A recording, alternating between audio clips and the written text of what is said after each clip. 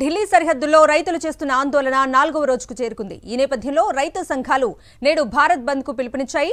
దీంతో అప్రమత్తమైన పోలీసులు ఢిల్లీ సరిహద్దుల్లో భద్రతను కట్టుదిట్టం చేశారు. ఢిల్లీకి 200 కిలోమీటర్ల దూరంలో ఉన్న శంభూ బార్డర్ వద్ద ఉద్రిక్త పరిస్థితులు కొనసాగుతున్నాయి. పంజాబ్ నుంచి హర్యానాలోకి రాకుండా రైతులను భద్రతా బలగాలు నిలువరిస్తున్నాయి.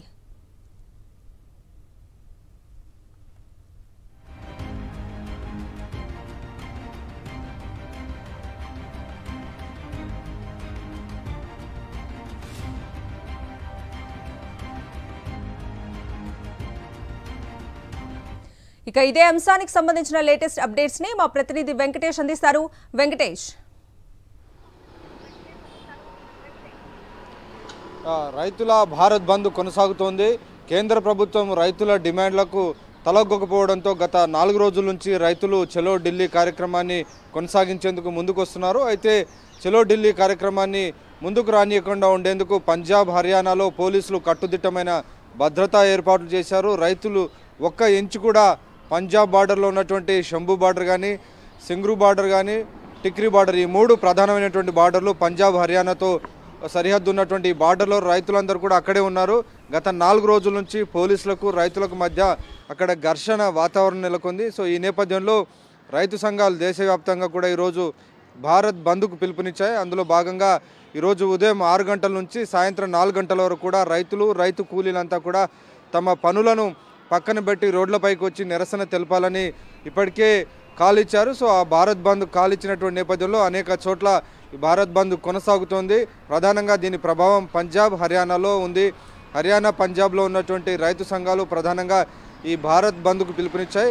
వీరికి సంఘీభావం తెలిపేందుకు రాకేష్ తికాయత్ నేతృత్వంలోని భారతీయ కిసాన్ యూనియన్ కూడా వీరికి సంఘీభావం ప్రకటించినటువంటి పరిస్థితి. సో మొత్తానికి ఈ నిరసన ప్రదర్శనలు, భారత్ బంద్లతో కేంద్ర ప్రభుత్వంపై ఒత్తిడి తీసుకొచ్చేందుకు రైతు సంఘాలు తమ వంతు పోరాటాన్ని కొనసాగిస్తున్నాయి. అలాగే ఒకవైపు పోరాటం కొనసాగిస్తున్నాయి, ఇంకోవైపు చర్చలు కూడా కొనసాగిస్తున్నాయి.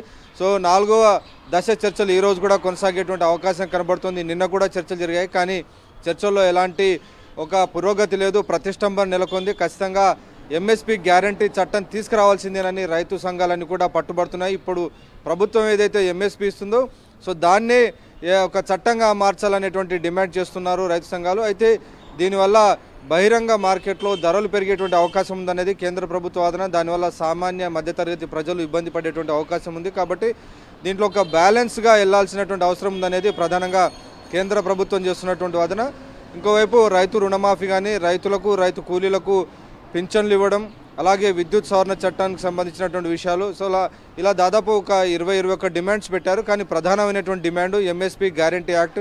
సో ఈ చట్టాన్ని తీసుకొచ్చేందుకు కేంద్ర ప్రభుత్వం కాస్త వెనక ముందు అవుతుంది. దానివల్ల రిపార్కషన్స్ ఇతర వర్గాలపైన ఉండేటువంటి అవకాశం ఉంది. కాబట్టి దేశ క్షేమాన్ని కూడా దృష్టిలో ఉంచుకోవాలి, సామాన్య మధ్యతరగతి ప్రజల సంక్షేమాన్ని కూడా దృష్టిలో ఉంచుకొని రైతులు ఈ అంశంపైన కొంత పట్టువిడుపు ధోరణి ప్రదర్శించాలని కేంద్ర ప్రభుత్వం కోరుతుంది. అయితే రైతు సంఘాలు మాత్రం ఎండనక వాననక అనేక రిస్కులతో కూడినటువంటి వ్యవసాయం చేస్తున్న తమకు ఖచ్చితంగా ఎంఎస్పీ కల్పించాల్సినటువంటి అవసరం ఉంది, మద్దతు ధర ఇవ్వాల్సినటువంటి అవసరం ఉందనేటువంటి డిమాండ్ చేస్తున్నాయి. సో మొత్తానికి రైతులు, కేంద్ర ప్రభుత్వం మధ్య ఒక ప్రతిష్టంభన నెలకొవడంతో దేశవ్యాప్తంగా ప్రస్తుతం భారత్ బంద్ కార్యక్రమం కొనసాగుతోంది. Okay Venkatesh, thank you.